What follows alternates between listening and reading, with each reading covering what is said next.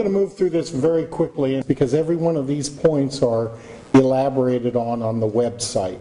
We feel that private water companies are wrongly motivated and they cost more. And in fact, an important chart from the Food and Water Watch is into one of the footnotes, and it shows that the average private utility is 33% more expensive than public nationally. Private water companies don't qualify for a number of benefits, interest rate benefits, grants, possible out-and-out government gifts. They just don't get those. And we all know we need to triple our investment, and that's another reason we should consider buying Cal-Am, because and then George, of course, talked about their poor track record. I think they're a poor fit for the area. I think we're complicated.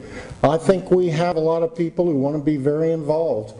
And I think a community-based water system is just what the doctor ordered. And of course we know that if it's public water, it'll be monitored by the good citizens of the Monterey Peninsula. No stone will be left unturned. Public ownership would allow us to actually put requests for quotation out to a number of companies, the two local ones, People's Water and Deepwater, as well as multinationals. The RFQ would mean that if you won the bid, you won the job.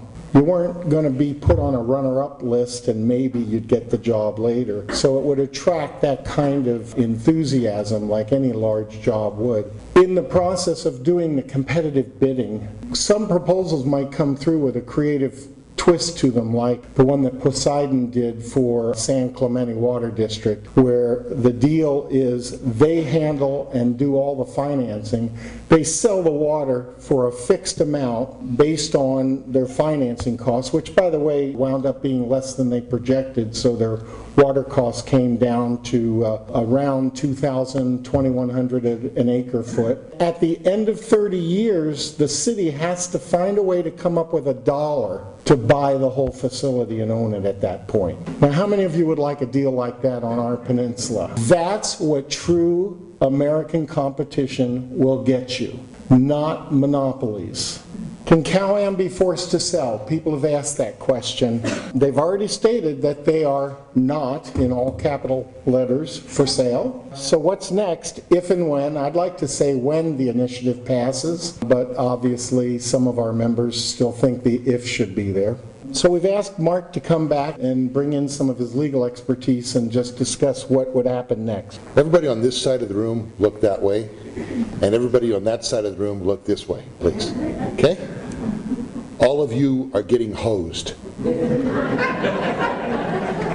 I want to share that with you because I want you to remember that somewhat colorful characterization when California American Water Company and its parent company, American Water, tell you that they're not for sale. Okay? When they tell you that it's too expensive. When they tell you in mailers paid for with your monthly bills that this is the real story. Now, for all of you who can't see up here, but you can't see the real story, right? This is their characterization before the community of Felton forced them to sell their not-for-sale water system. This was paid for by the ratepayers of Felton, and American Water sent it all out to them as the real story. The case of Felton, California offers an instructive look at what happens to a community when a small, passionate group of individuals are so consumed by emotional arguments that facts no longer matter. And you see, these guys all had me get up here because I'm emotional. Okay? Every time I open that water bill, I'm emotional. Okay? And I would suggest, ladies and gentlemen, that I'm in really good company here tonight because you didn't show up for nothing. Right? Look, the fact of the matter is, eminent domain is a time-honored opportunity by local government officials and the public collectively to be able to remedy problems that they have when it is perceived, truthfully, that a takeover of a private enterprise will clearly benefit the general public. It happened in Montara, it happened in Felton, and it can happen right here. The fact of the matter is the numbers don't lie. And these guys have spent a huge amount of time, tremendous effort on their part, to ferret out the information that will demonstrate clearly that the monies that are saved in the event of a public purchase of the California American Water Company on the Monterey Peninsula will service the debt in order to allow you and me and our spouses and our children in the future to own our own water supply. California law allows it to happen. The only thing that is holding us back is ourselves. As long as we remain complacent and continue to pay those obscene bills that we're getting every month, it won't happen. As long as we allow ourselves to believe this tripe, it won't happen. Do I sound emotional? I hope I do.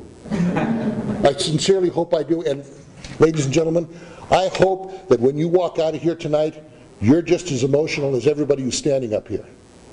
These are not folks who are failures in life. These folks, me discounted, these folks are successes. Okay? These folks demonstrate the bedrock of our community. They have spent hours, days, months, and years evaluating this, and they've determined one thing: the Monterey Peninsula will be better off if we exercise our powers of eminent domain and buy out KLM.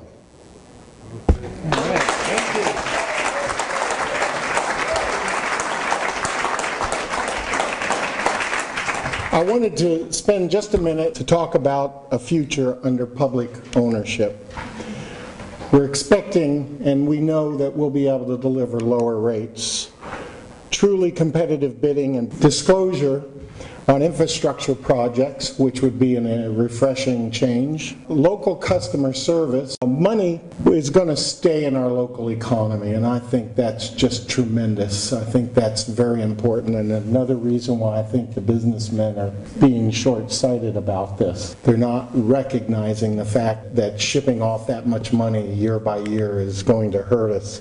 We're going to be demanding that decisions be made by and for Peninsula people. And we expect to see fair treatment for all customers, even for businesses, for residents. I mean, it's all going to be local. It's all going to be personal. It's not going to be corporate. It's not going to be somebody in New Jersey making broad sweeping decisions about what's best for us. We're paying for it anyway, so why shouldn't we own it? That's the biggest question I have. So, consider joining our group. In fact, I'm going to ask you to go a step beyond that, and that is talk to your neighbors and friends and anybody else you can and tell them, look, we've all got to get involved. If we sit back and let this parade happen all by itself, it's not going to happen.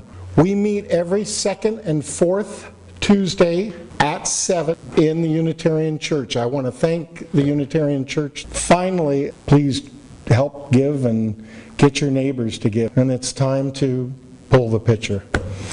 Thank you, everybody. Good night.